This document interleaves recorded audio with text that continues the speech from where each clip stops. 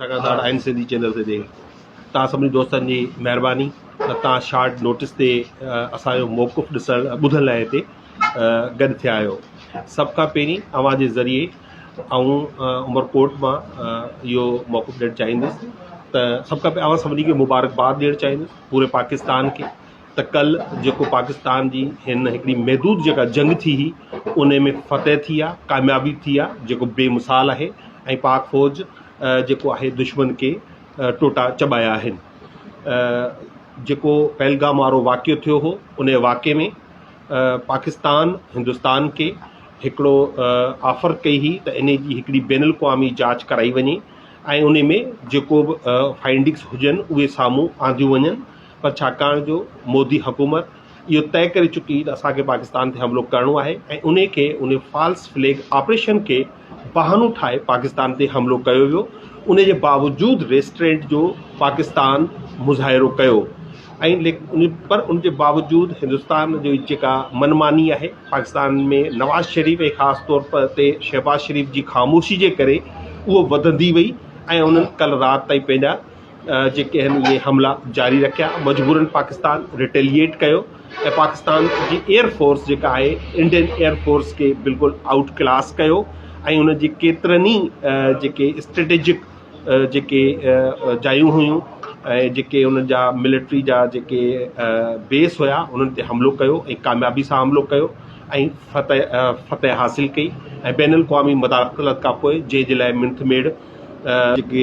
एसिताईं जी reports मूजिबि मोदी हुकूमत कई त इहो सीज़ फायर थी वियो। पर पाकिस्तान जी जेका आहे इन सॼी महदूद जंग में सरसी रही। इन करे पूरी पाकिस्तान जी क़ौम खे इन ते मुबारकबाद पेश कयूं था ऐं इन ई सिलसिले में अॼु पाकिस्तान जी इन बेमिसाल कामयाबी जे सिलसिले में अॼु शाम जो 7 वॻे उमरकोट में माली हाउस तां हिकिड़ी शानदार रैली कढी वेंदी ऐं इहो रैली हूंदी पाकिस्तान पाइंदाबाद, पाकिस्तान ज़िंदाबाद, इमरान ख़ान खे रिहा करियो जे हवाले सां इहो अॼु शाम जो रैली कढी वेंदी ऐं सॼे उमरकोट ज़िले जे रहवासियुनि खे अपील थो कयां त इन रैली में बि भरपूर शिरकत करियो। अॼु समारोह में अचण जो मक़सदु त गुज़िरियल जेका इन 213 ते जेका इलेक्शन थी हुई उन खां पोइ जेका हिकिड़ो इंतकामी कार्रवाइनि जो सिलसिलो जेको शुरू थियो आहे उन अव्हां जे साम्हूं आणण लाइ अव्हां वटि असीं हाज़िर थिया आहियूं। 5 मई ते तव्हांजे बोदर फार्म थाणे जी हद में हिकु शख़्स खे जेको आहे जेको पाकिस्तान तहरीक इंसाफ़ जो कारकुन हुयो उनखे हिकिड़े नंढड़े ॿार हुजे के ॿार सां गॾु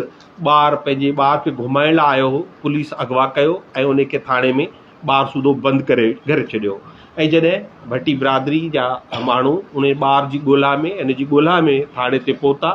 त उन ते हिकिड़ो बदतरीन तशदुद करे उन ते ATC जूं FIR दाख़िल कयूं वियूं आहिनि ऐं उन्हनि खे 14 ॼणनि जे लॻभॻि माण्हू गिरफ़्तार आहिनि ऐं 23 ॼणनि खे नामालूम उन FIR में ॼाणायो वियो आहे। सामारे थाणे जी हद में कल्ह पाकिस्तान तहरीक इंसाफ़ जे हिकिड़े कारकुन ते हिकिड़ी चर्स रखण जी कूड़ी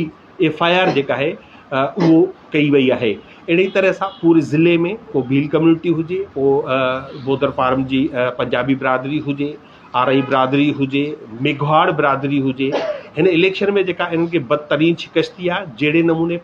उमरकोट ज़िले जे माण्हुनि पीपुल्स पार्टी खे मुस्तरद कयो आहे उन खां पोइ पीपुल्स पार्टी जे हितां जे जेके मक़ामी अॻवान आहिनि उहे छिता थी पिया आहिनि ऐं पुलिस उन्हनि जी कमदारी करे रही आहे ऐं इहो मुसलसल पाकिस्तान तहरीक इंसाफ़ ऐं सिंधु दरिया बचायो तहरीक जा जेके